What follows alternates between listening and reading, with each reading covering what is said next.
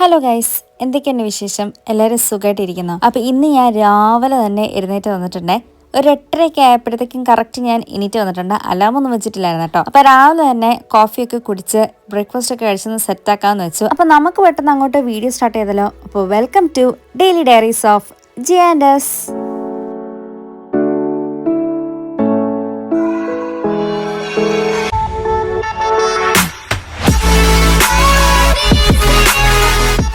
പാല് തിളപ്പിക്കാനായിട്ട് ഞാൻ അങ്ങോട്ട് മാറ്റി വെച്ചിട്ടുണ്ട്. അപ്പോൾ ഇന്നത്തെ ബ്രേക്ക്ഫാസ്റ്റ് എന്താണെന്ന് വെച്ചാൽ ബീഫ് ബർഗറാണ്. അപ്പോൾ നമ്മളിവിടെ സാധാ രീതിയിലുള്ള ബർഗറാണ് കേട്ടോ ഉണ്ടാക്കുന്നത്. ചീസൊന്നുമില്ല, പിന്നെ കെച്ചപ്പും ഞാൻ ഇടാറില്ല. ആകെ ആ ഒരു ബീഫ് പാറ്റിയും പിന്നെ ബണ്ണും മാത്രമേ വെക്കാറുള്ളൂ. പക്ഷേ ഈ പ്രാവശ്യത്തെ ബണ്ണ് നമ്മൾ മേടിച്ചത് ഐസ്ലാൻഡിൽ നിന്നാണ് കേട്ടോ. പക്ഷേ എനിക്ക് ആ ബണ്ണ് ഇഷ്ടപ്പെട്ടില്ലായിരുന്നു. പക്ഷേ ബീഫ് പാറ്റി നല്ല അടിപൊളി ബീഫ് പാറ്റി ആയിരുന്നു. അതും ഐസ്ലാൻഡിൽ നിന്നാണ്. അത് നല്ല അടിപൊളിയായിരുന്നു. ഒരു 4 എണ്ണം ഒരു പാക്കറ്റിനകത്ത് കിട്ടുന്നതായിരുന്നു. നമ്മൾ ആദ്യമായിട്ടായിരുന്നു കേട്ടോ ഒരു ബീഫ് പാറ്റി മേടിക്കുന്നത്. യൂഷ്വലി എപ്പോഴും ചിക്കൻ്റെ ആണ് മേടിക്കാറുള്ളത്. പക്ഷേ ആദ്യമായിട്ടാണ് ബീഫിന് മേടിച്ചത്. ബീഫിന് പക്ഷേ കുഴപ്പമില്ലായിരുന്നു, നല്ലതായിരുന്നു. അങ്ങനെ കോഫിയൊക്കെ സെറ്റായി. അപ്പം ഇതായിരുന്നു നമ്മുടെ ബ്രേക്ക്ഫാസ്റ്റ്. ഇതായിരുന്നു ബണ്ണ്. ഈ ഒരു ബണ്ണായിരുന്നു എനിക്ക് ഇഷ്ടപ്പെടാതിരുന്നത്. അങ്ങനെ ബ്രേക്ക്ഫാസ്റ്റ് കഴിച്ച് കഴിഞ്ഞപ്പോഴത്തേക്കും ഇന്നെന്തോ എനിക്ക് ജേർണിങ് ചെയ്യാൻ ഭയങ്കര ഒരു മൂഡായിരുന്നു. അപ്പോൾ ഇത് ഞാൻ കുറച്ച് മാസങ്ങൾക്ക് മുന്നേ ചെയ്തൊരു കാര്യമാണ് കേട്ടോ. നമ്മൾ പാരീസ് ട്രിപ്പ് പോയതിൻ്റെ ആ 3 ദിവസത്തെ ഞാൻ ഒരുമിച്ച് ഇങ്ങനെ ബിറ്റ്സൊക്കെ വരച്ചിട്ടുണ്ടായിരുന്നു. അപ്പോൾ ഇന്നത്തെ എൻ്റെ ജേർണലിംഗ് എന്ന് പറഞ്ഞാൽ ഈ 4 പീസസ് ഓഫ് പേപ്പർ വെച്ചിട്ടുള്ളൊരു ജേർണലിംഗ് ആണ് കേട്ടോ. ഇത് ക്രാഫ്റ്റ് പേപ്പറാണ്. അപ്പോൾ ഇത് വെച്ചിട്ട് ജസ്റ്റ് ഒന്ന് റീഅറേഞ്ച് ചെയ്ത് എന്തെങ്കിലുമൊക്കെ ഒന്ന് കോട്ട്സോ അല്ലെങ്കിൽ എന്തെങ്കിലുമൊക്കെ കാര്യങ്ങളൊക്കെ ഒന്ന് എഴുതി വെക്കാമെന്ന് വെച്ചു. അങ്ങനെ ഫൈനൽ റിസൾട്ട് ഇതായിരുന്നു. ഞാൻ ഗോൾസ് ആയിരുന്നു കേട്ടോ എഴുതിയത്. അങ്ങനെ 4 ഹെഡിങ്സിൽ വരുന്ന രീതിയിലായിരുന്നു എഴുതി വെച്ചത്. അത് കഴിഞ്ഞപ്പം എന്തൊക്കെയോ ഒരു DIY ചെയ്യാനായിട്ടുള്ളൊരു തോന്നി. അങ്ങനെ ഇന്നും ഞാൻ ഓർത്തു ഒന്ന് ഫ്ലവർ ബാസ്ക്കറ്റ് ഉണ്ടാക്കിയല്ലോ എന്നുള്ളത്. പക്ഷേ ഈ പ്രാവശ്യത്തെ ബാസ്ക്കറ്റ് നമ്മൾ ടെമൂന്ന് മേടിച്ച ബാസ്ക്കറ്റാണ് കേട്ടോ. ഇതൊരു ഹാർട്ട് ഷേപ്പിൽ വരുന്ന ഒരു ബാസ്ക്കറ്റാണ്. അപ്പോൾ ഇതിനകത്ത് നമ്മൾ നേരത്തെ ചെയ്ത പോലെ തന്നെ ഒരു സ്പോഞ്ച് അതിനകത്ത് ഞാൻ ഫില്ല് ചെയ്ത് വെക്കുകയാണ്. പിന്നെ ഫ്ലവേഴ്സിൻ്റെ മുകളിൽ ഞാൻ വെക്കുകയാണ്.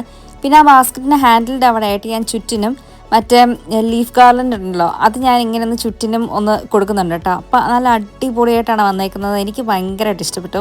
എനിക്ക് എന്താണെന്ന് അറിയത്തില്ല, ഇപ്പോൾ ഈയിടെയായിട്ട് എനിക്ക് ഫ്ലവർ ബാസ്ക്കറ്റ് ഉണ്ടാക്കാനായിട്ട് ഭയങ്കര ആഗ്രഹങ്ങളൊക്കെയാണ് തോന്നുന്നത്.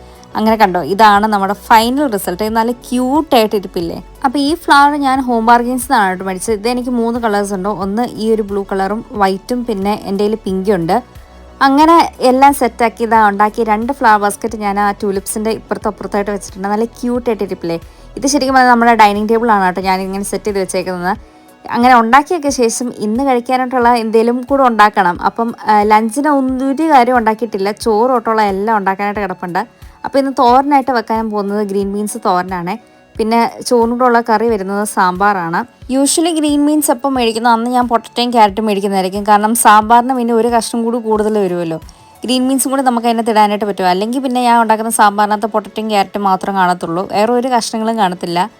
വേറെ നമ്മൾ കാര്യമായിട്ട് അങ്ങനെ കഷ്ണങ്ങൾ ഇടാറില്ല. കാരണം സാമ്പാറിനകത്തുള്ള ഞാൻ കഴിക്കുന്ന ആകെ 2 കഷ്ണങ്ങൾ മാത്രമേ ഉള്ളൂ, പൊട്ടറ്റയും ക്യാരറ്റും. വേറെ ഏത് കഷ്ണം ഇട്ടാലും ഞാൻ കഴിക്കത്തില്ല. അപ്പോൾ അതുകൊണ്ട് വേസ്റ്റ് ചെയ്യുന്നതിനെക്കാട്ടും നല്ലത് നമ്മൾ കഴിക്കുന്ന കഷ്ണങ്ങൾ മാത്രം ഇട്ട് സാമ്പാർ ഉണ്ടാക്കുന്നതല്ലേ.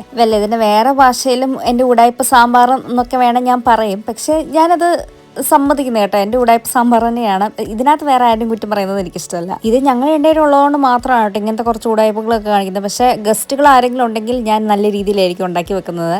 പിന്നെ നമ്മൾ രണ്ടുപേരും ആകുമ്പോൾ കുഴപ്പമില്ല, എന്ത് ഉടായ്പ നടക്കുമല്ലോ. പിന്നെ ഈ ഒരു കാര്യങ്ങളൊക്കെ ചെയ്യുമ്പോഴായിരിക്കും അച്ഛൻ എനിക്ക് നല്ലൊരു പേരിട്ടിരിക്കുന്നത് ഉടായ്പിൻ്റെ ഉസ്താദ് എന്നുള്ളത്. എന്ത് ചെയ്യാൻ, ജീവിച്ചു പോകണ്ടേ. അങ്ങനെ സാമ്പാറിന് അങ്ങോട്ട് സെറ്റാക്കി മാറ്റി കുക്കറിലോട്ട് വെച്ചിട്ടുണ്ട്. ഇനി വിസിൽ മാത്രം അടിച്ചാൽ മതി. ഇനി തോരനുള്ള പ്രിപ്പറേഷൻസ് ആണ്. അപ്പോൾ അതിൻ്റെ മറ്റേ ഹെഡും ടെയിലും എല്ലാം ഒന്ന് മുറിച്ചളഞ്ഞിട്ട് ഒന്ന് ചെറിയ രീതിയിലൊന്ന് അരിഞ്ഞ് വെക്കാമെന്നുള്ള രീതിയിലാണ് പ്ലാൻ ചെയ്തിരിക്കുന്നത്. അപ്പോൾ നമുക്കിന്ന് നോൺ വെജ് എന്ന് പറയുമ്പം നോൺ വെജ് പ്രത്യേകിച്ച് അങ്ങനെ ഉണ്ടാക്കാനായിട്ടൊന്നുമില്ല. ആകെ ഒരു സെറ്റ് എയർ ഫ്രയറിൽ വെക്കാനായിട്ടുണ്ട്. പിന്നെ വേറൊരു കാര്യം ഓവനിൽ ചൂടാക്കാനായിട്ട് മാത്രമേ ഉള്ളൂ. ആ 2 സാധനങ്ങളും ഐസ്ലാൻഡിൽ നിന്ന് മേടിച്ചതാണ്. സത്യം പറഞ്ഞാൽ ഇന്ന് ഉണ്ടാക്കുന്ന മിക്ക സാധനങ്ങളിൽ നിന്നും ഐസ്ലാൻഡിൽ നിന്നാണ് മിക്കതും മേടിച്ചിട്ടുള്ളത്. അപ്പം നമ്മളുണ്ടാക്കുന്ന ആ നോൺ വെജ് ശരിക്കും പറഞ്ഞാൽ എപ്പോഴും മേടിക്കാറില്ല, വല്ലപ്പോഴും മാത്രമേ ഉള്ളൂ.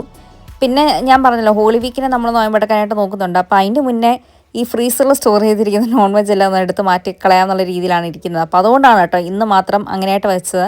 അങ്ങനെ കുക്കിംഗ് എല്ലാം കഴിഞ്ഞു. ഞാനന്ന് പോയി കുളിച്ചിട്ട് വരാമെന്നുള്ള രീതിയിൽ ഞാനൊന്ന് കുളിച്ചിട്ട് പെട്ടെന്നൊന്ന് ഓടി വരാവേ. അത് കഴിഞ്ഞിട്ട് നമുക്ക് എയർ ഫ്രയറിൽ മറ്റേ ആ സാധനം എടുത്ത് വെക്കാനായിട്ടുണ്ട്. അപ്പോൾ സാധനം എന്താണെന്ന് വെച്ചാൽ ഇതാണ് കേട്ടോ, കിങ് പ്രോൺസിൻ്റെ ആ ഒരു ഇതാണ്. ഇതൊരു ജസ്റ്റ് 7 മിനിറ്റ് മാത്രം എയർ ഫ്രയറിൽ വെച്ചാൽ മതി. 180°C പെട്ടെന്ന് തന്നെ ആയിക്കോളും. നല്ല ക്രിസ്പി ആയിട്ടുള്ളൊരു സാധനമാണ് കേട്ടോ, നല്ല അടിപൊളി ടേസ്റ്റാണ്. ഇതിൻ്റെ വേറൊരു ടൈപ്പും കൂടെ ഉണ്ട് ഐസ്ലാൻഡിൽ. പക്ഷെ അത് ബാറ്റേർഡ് പ്രോൺസ് അങ്ങനെ എന്തോ ആണ് അതിൻ്റെ പേര്. അത് വല്ലപ്പോഴും മാത്രമേ അവിടെ കാണാറുള്ളൂ. അതും നല്ലതാണ് കേട്ടോ. അതിൻ്റെ കൂടെ ഒരു സോസൊക്കെ വരാറുണ്ട്. പിന്നെ ഇത് നമ്മൾ ചിക്കൻ കറിയായിട്ട് എടുക്കുന്ന ഒരു ഓപ്ഷനാണ്. ഇതും നല്ല അടിപൊളി ടേസ്റ്റ് ആയിരുന്നു. ഇതെല്ലാം കൂടി കൂട്ടി കഴിക്കാനായിട്ട് ചോറ് ഇന്ന് അടിപൊളിയായിരുന്നു കേട്ടോ. നല്ല ടേസ്റ്റി ലഞ്ചായിരുന്നു. അങ്ങനെ ലഞ്ചൊക്കെ കഴിച്ചോടെ പിന്നെ കുറച്ച് നേരം റെസ്റ്റ് ഒക്കെ എടുത്തതിന് ശേഷം നമ്മുടെ ഇന്നത്തെ വ്ളോഗ് അങ്ങോട്ട് വൈൻഡപ്പ് ചെയ്യാമെന്ന് ഞാൻ വെച്ചു. അങ്ങനെ നാളെ ഞാൻ വേറൊരു വ്ളോഗുമായിട്ട് വരുന്നവരെ till then this is daily diaries of G and S signing off.